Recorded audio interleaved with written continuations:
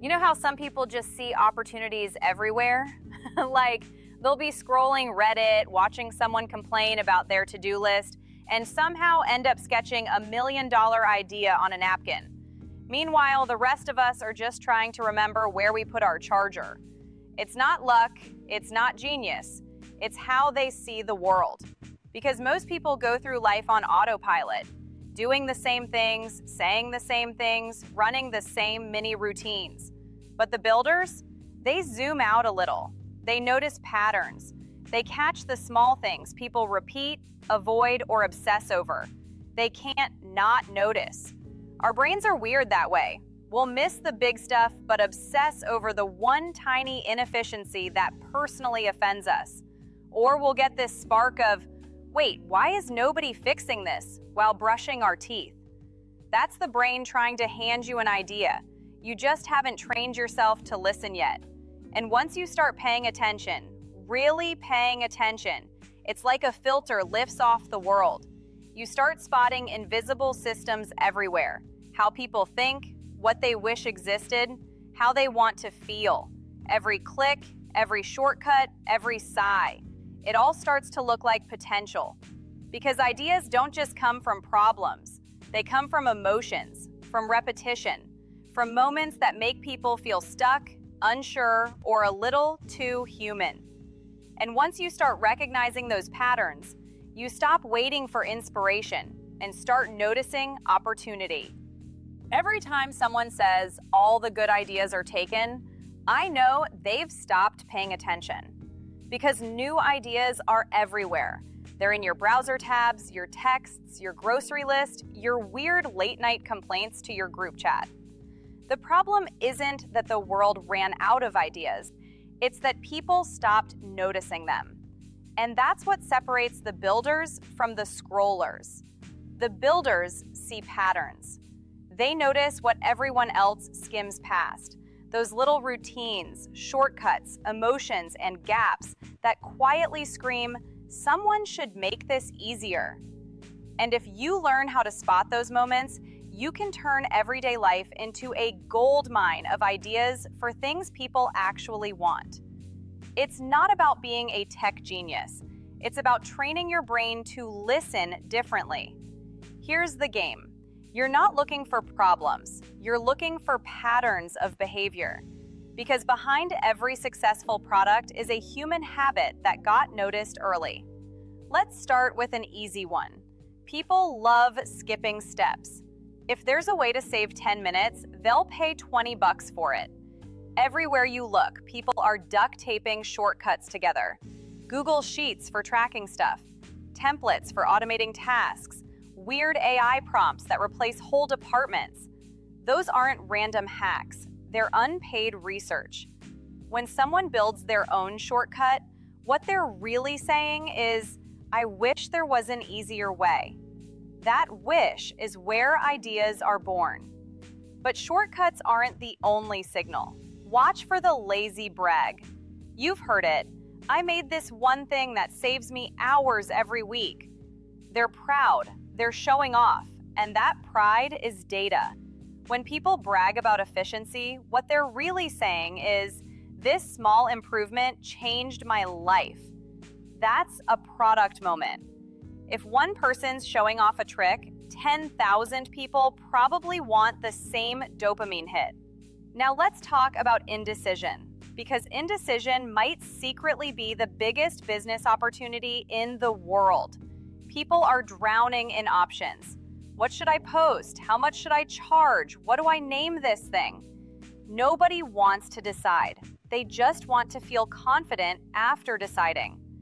So tools that guide, suggest, or reassure will always win. People think they're buying convenience. They're really buying certainty. Help them trust themselves faster, and you've built value that sticks. Another underrated signal: new routines that haven't caught up to reality.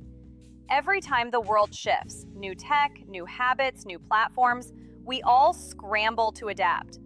Remember when remote work hit and we tried to run companies through email chains? Chaos.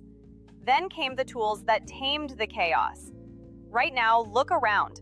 creators managing multiple income streams, people blending AI with freelancing, micro education blowing up.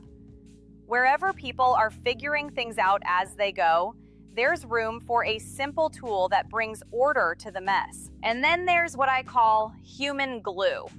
That moment when you see someone manually connecting two things that should really just talk to each other, like exporting a CSV from one platform to upload into another, copying data from Notion into email. Everywhere you find humans acting as bridges, there's a missing tool waiting to replace that manual hustle. It's not glamorous, but that's the kind of boring you can retire on. But not every idea hides in logic. Some hide in emotion. This is the juicy part most people miss. Emotion-based tools are the secret backbone of the internet. Grammarly isn't about grammar. It's about insecurity. Canva isn't about design. It's about confidence. Headspace isn't about meditation. It's about permission to slow down. The best ideas solve emotional tension. They help people feel a little more capable, calm, creative, or in control. So when you're looking for opportunities, don't just ask, what's broken? Ask, what makes people feel unsure, stressed, or stuck? Because if you can build something that makes someone feel better about themselves, they'll never stop using it. And if you want to find those moments fast, listen for hesitation. People saying, I'm not sure, I wish I could, or I don't know where to start. Those phrases are practically neon signs pointing to unmet demand. The other big one? Tutorials. When you see someone teaching a hack that could easily be a button, that's your idea gift wrapped. Courses, templates, systems, they're just band-aids people made because the real solution doesn't exist yet. If people are paying to learn a process that could be done for them, you've found leverage. And don't underestimate the small moments, the in-between time. Waiting for your coffee, sitting in a meeting pretending to listen, walking the dog. Those gaps are the most under-monetized spaces in life. Apps like Duolingo, Calm, and Streak built empires on turning 5-minute boredom into progress. Ask yourself, what tiny thing could someone do in a minute that makes them feel accomplished? That's a product people come back to daily. So how do you start seeing these patterns? You write them down, literally. Start an opportunity notes app on your phone. Every time you see someone repeat a behavior, share a hack, hesitate, brag, or complain, jot it down. You're not looking for genius ideas, just repeatable human moments. After a week, you'll start connecting dots you didn't realize were there. After a month, you'll start spotting ideas before the market even blinks. And here's the thing, most good ideas don't feel revolutionary. They feel almost too obvious. It's the kind of thing you'd laugh at later and say, wait, that's what became a business? Exactly. The obvious stuff is invisible until you look for it. You don't need to be first. You just need to notice faster. That's the real advantage, training your brain to pick up on human patterns before everyone else does. So next time you catch yourself saying, someone should build that, stop. You already noticed it. You are someone.